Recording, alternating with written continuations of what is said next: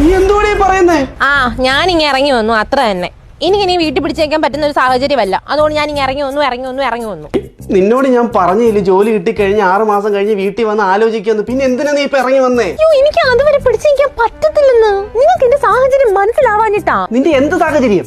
എന്റെ ഉണ്ണിയേട്ടാ, എനിക്ക് വീട്ടിൽ കല്യാണാലോചന വരുന്നുണ്ടെന്ന്. ഒരുപാട് വന്നു. ഇപ്പോ കല്യാണാലോചന വരുന്നുണ്ടെങ്കിൽ നിനക്ക് നോ പറഞ്ഞങ്ങ് വിട്ടാ പോരായോ? അയ്യോ, അത് പറ്റത്തില്ല.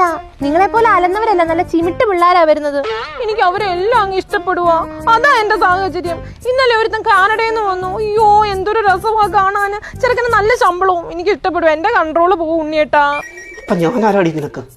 നിങ്ങൾക്ക് തന്ന ഒരൊറ്റ വാക്കിന്റെ പുറത്ത് ഞാൻ ഇറങ്ങി വന്നത്.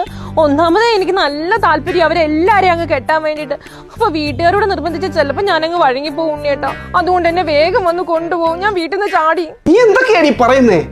എടി, അതൊക്കെ ഭയങ്കര പ്രശ്നമാവുന്നു. അതോർത്ത് നിങ്ങൾ ടെൻഷൻ അടിക്കേ വേണ്ട. നിങ്ങളെ എന്റെ വീട്ടുകാർക്ക് അറിയത്ത് പോലും ഇല്ല. നിങ്ങളുടെ പേര് പോലും അറിയത്തില്ല. നിങ്ങൾ എന്നുള്ള വ്യക്തി ഭൂമിയിലേ ഇല്ല. എടി, പോലീസ് ഫോൺ ട്രേസ് ചെയ്ത് വരുമെന്ന്.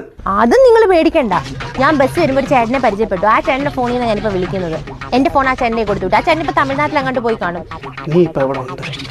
നിങ്ങൾ താമസിക്കുന്ന വീടില്ലേ, അതിന്റെ തൊട്ട് ഫ്രണ്ടിലത്തെ മതിലിന്റെ അവിടെ ചാരി നിൽക്കൊണ്ട് ഞാൻ വേഗം വാ. നീ